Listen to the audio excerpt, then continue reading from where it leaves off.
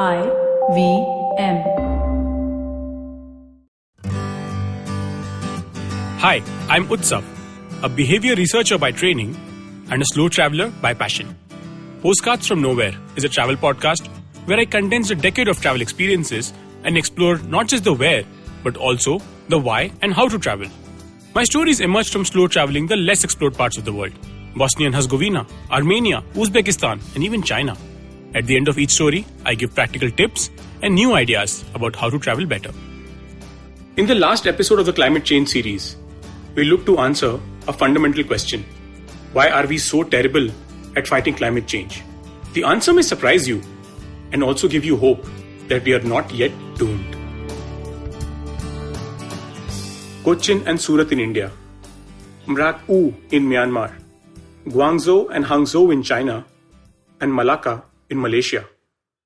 What binds these diverse places is the fact that they have been or are trading ports built by the locals of the respective countries.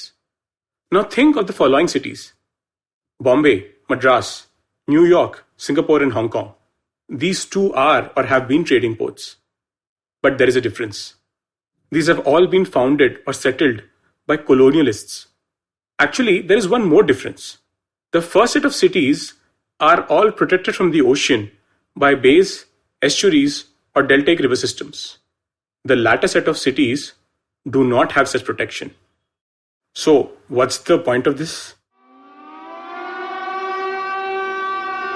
Well, the point is that a similar city on the coast of Japan, Fukushima, witnessed a massive earthquake and tsunami in 2011, which led to the Fukushima Daiichi nuclear disaster. It was the most severe nuclear disaster since Chernobyl in 1986. Fukushima was built right at the coast to ensure an easy supply of water for cooling the reactors. In the last 3 to 4 centuries, our rapid industrialization and progress has given us an air of invincibility. So much so that we have forgotten that while the scale of human life may be in decades, nature works on a completely different timescale. A timescale in which once in a few hundred years, nature shows its lethal destructive power, as it did in the case of Fukushima. In case you are feeling a little too comfortable about this sitting in India, I'd like to remind you that the Bhabha Atomic Research Center lies in the city limits of Bombay. The nuclear facility at Tarapur is also on the edge of the ocean. But why did the colonialists build such cities right on the ocean front? The novelist Amitav Ghosh, in his book The Great Derangement, posits that the proximity to water is a sign of affluence in education. A seafront is a status symbol. An ocean view greatly increases the value of the real estate. A colonial vision of the world in which proximity to the water represents power and security, mastery and conquest. It has now been incorporated into the very foundations of middle-class patterns of living across the globe. Imagine, I lived in Mumbai for about a decade and this thought never ever struck me. Apart from the Great Deluge of 2005 and flooding, which is pretty much an annual feature, I never thought of this very real threat to my life.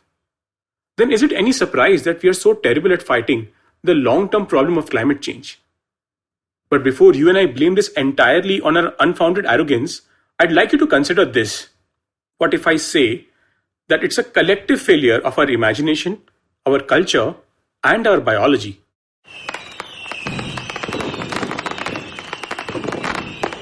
Sample this. No matter where you are in the world, you are either going through a festive season or preparing for one.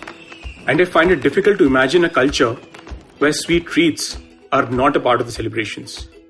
Our predilection for sugar is biological. As primates, we evolved in trees with a special affinity for ripe fruit. Ripeness indicates maximum nutritional value, and hence their lure was understandable.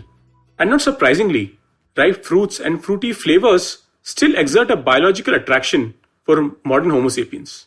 We have taken this fondness via cultural practice that generates sweets that are nothing but sweet. That is, they are devoid of nutritional value. They are, however, deeply satisfying. This beautifully represents the core disconnect between our biology and our culture. They move at very different speeds. Our biological evolution is slow moving, with genetic changes and mutations taking place over centuries. Our cultural evolution is fast moving, with the bulk of our advancement coming in the last 3 centuries since the Industrial Revolution. The tragedy of the Homo sapien is that we are subjected to both simultaneously. Our culture cycle is so far ahead of our evolutionary cycle that we are inept at tackling slow-moving changes but great at fighting fast-moving ones. Slow-moving changes make us confused and psychologically indifferent. Fast-moving changes make us react with alacrity. It's the same reason that someone transplanted from the Himalayas would flee New Delhi in a day, but a Delhiite would continue to live in the gas chamber the city has become. So is all hope lost for us? Evolutionary biologist David P. Barash does not think so.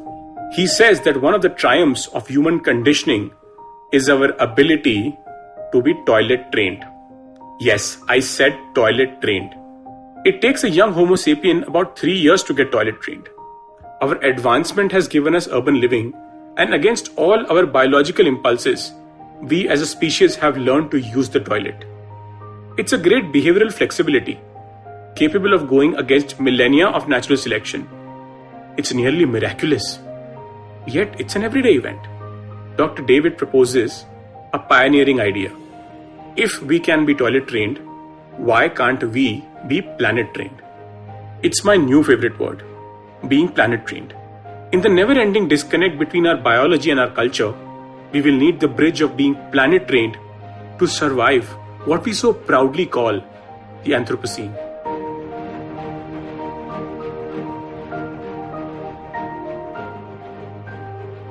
If you like this podcast, don't forget to check out other interesting podcasts on the IVM network.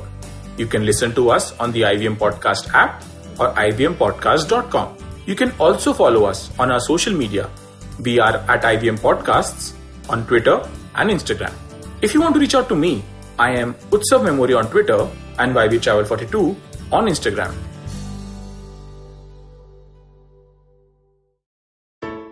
I hope you enjoyed that show. If you aren't following us on social media, please do. We're IVM Podcasts on Twitter, Facebook, and Instagram.